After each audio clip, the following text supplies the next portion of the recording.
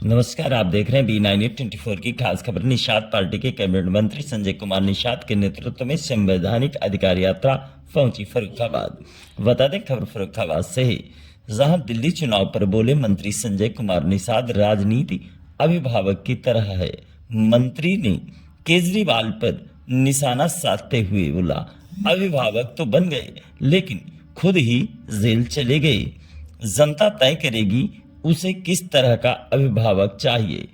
सपा, बसपा, आम आदमी पार्टी सबको देख चुके हैं। महाकुंभ में हुई घटना पर अखिलेश यादव को लिया आड़े हाथों, बोले लाश पर राजनीति नहीं करनी चाहिए। जांच चल रही है, टीम बना करके सरकार जांच करा रही है। जांच पूरी होने तक कुछ नहीं कहा जा सकता। जब अधिकारी जांच कर रहे हैं तो कुछ नहीं बोले। बिना जांच के आने तक राजनीति कर रहे अखिलेश यादव महाकुंभ में लोगों के गायब होने पर बोले, मंत्री जांच चल रही है, दोषी कौन है, कैसे घटना हुई है, सब कुछ जांच के बाद साफ हो जाएगा।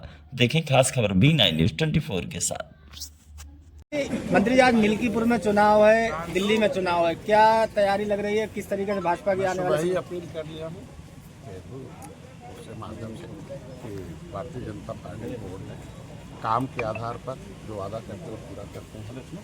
राष्ट्र निर्माण के आधार पर अर्थव्यवस्था सुदृढ़ के आधार पर रोजगार के साधन, जो भी इंफ्रास्ट्रक्चर है, जो भी व्यवस्थाएं मानव को चाहिए, तो संविधान में कहा गया ना कि राजनीति का अभिभावक है जनता के पैसे के, जनता के भविष्य के, और देश के और राष्ट्र के विकास के। तो कैसा अभिभावक चाहिए? सबको देख लिया सपा बसपा कांग्रेस में। ऐसा अभिभावक की अर्थव्यवस्था ही लुटा दिया, ऐसा अभिभावक के लोगों के गार्जियन तो बन गए, वो अपने ही चले गए जेल भ्रष्टाचार में। तो ये आरोप कहना, कथनी और करने में अंतर जिसके पास उसे वोट देने से क्या होता है? केजरीवाल आए थे तो क्या कहे थे कि ना कि हम कैसे मकान, जब सबको मकान दिला देंगे तो हम मकान बनाएंगे। अभी क्या मकान मिल रहा है? तो ये सब चीज़ें हैं, इसके आधार पर सभी जाति, सभी धर्म, सभी भक्तों मिल्कीपुर में भी और दिल्ली में भी वोट भारतीय जनता पार्टी में रहे और निश्चित रूप से। मंत्री, सबसे ज़्यादा अखिलेश यादव जो है महाकुंभ को लेकर अभी कल संसद भवन में भी बहुत ज़्यादा हो हल्ला हुआ है, तो क्या लग रहा है कि महाकुंभ में जिस तरीके से आरोप लगाए जा रहे हैं उनकी क्या जाँच होनी चाहिए या किस तरीके से कोई इसमें समिति गठित होना चाहिए? कि लोकतंत्र में भारत लोकतंत्र है, संवैधानिक व्यवस्था है। संवैधानिक व्यवस्था में एक न्यायिक प्रक्रिया और न्यायिक जांच होती है। जहाँ जो जांच आ जाती है वहाँ जांच जो है वो उस सरकार और उस टीम, मतलब उस व्यवस्था से ऊपर होती है। जब तक जांच का रिपोर्ट नहीं आ जाए तो कुछ कहना उचित नहीं है। तो भाई जांच व्यवस्था में लिखा हुआ कि जांच होनी चाहिए, तो जब जांच टीम गठित कर दी तो किसी व्यक्ति से आंकड़ा मांगना, जांच से आंकड़ा मांगा जाए, जांच का टाइम दिया गया संविधान में, जांच के समय आएगा आंकड़ा, जांच के समय सब कुछ आएगा, उस समय दिया जाएगा। लेकिन बीच में लोग राजनीति कर रहे हैं, तो राजनीति, लाशों पर राजनीति नहीं होनी चाहिए। उत्तर प्रदेश स्वतंत्र प्रदेश बने उसके लिए होनी चाहिए। आगे फिर से कोई घटना न घटे उस पर चर्चा होनी चाहिए और मृतक परिवारों के साथ संपर्क के संबंध करना चाहिए। और वो एक पवित्र भूमि है, निषाद राज की, प्रयागराज की निषाद राज की भूमि है, भगवान राम निषाद के, और दुनिया के लोग अगर वो जिस आस्था पर केंद्र पर आते हैं तो उसी हिसाब से दुनिया में भारत की पहचान। मंत्री, सबसे बड़ी बात है कि जिस तरीके से आंकड़े की बात आ रही है कि जो लोग मिसिंग है अभी तक, जिनका पता नहीं, उसके आंकड़े सरकार क्यों नहीं अभी तक खोले? तो जांच तो इसीलिए नहीं कर रहे कि कौन दोषी है, किस कारण हुआ है, कितने लोग हताहत हुए, कितने लोग हुए हैं, तो जांच तो इससे नहीं। ये तो घटना के बाद वैसे, मतलब इस हादसे में कितने लोग शिकार हुए उसका आकलन क्यों? आकलन तो जांच तो करेगा ना, जांच ही रिपोर्ट देगा ना, जो बयान क्या। आपका क्या मतलब कहता है? आपकी पार्टी मतलब रिपोर्ट हमारी सरकारी ने तो जांच लिखा है, सरकारी जांच लिखी है ना। जांच नहीं लिखती तब कहते कि नहीं जांच नहीं कराना चाहते हैं, आंकड़ा नहीं देना चाहते। सर जांच के आधार अभी पर संख्या नहीं कंफर्म है आपको? जांच के आधार पर ही आएगा। कब होगी ये जांच का टाइम दिया गया अपने समय। आपकी क्या हमको लगता है समय सीमा के अंदर ही जांच की। आपकी क्या है पूरी प्रोजेक्ट, क्या पूरा कार्यक्रम है फर्रुखाबाद में आज किस तरीके से आप लोग? संवैधानिक अधिकार यात्रा है, संविधान में सभी को अधिकार है, मताधिकार के साथ सम्मान पाने का सब अधिकार है, शिक्षा पाने का अधिकार है।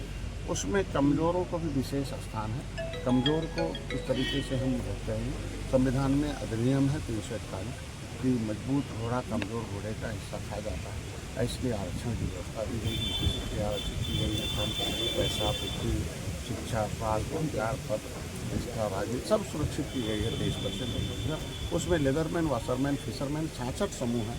लेकिन सामाजिक न्याय समिति का रिपोर्ट कहते हैं कि सभी 66 समूहों का हिस्सा केवल लेदरमैन खा रहा है, 27% का हिस्सा केवल मिल्कमैन खा रहा है।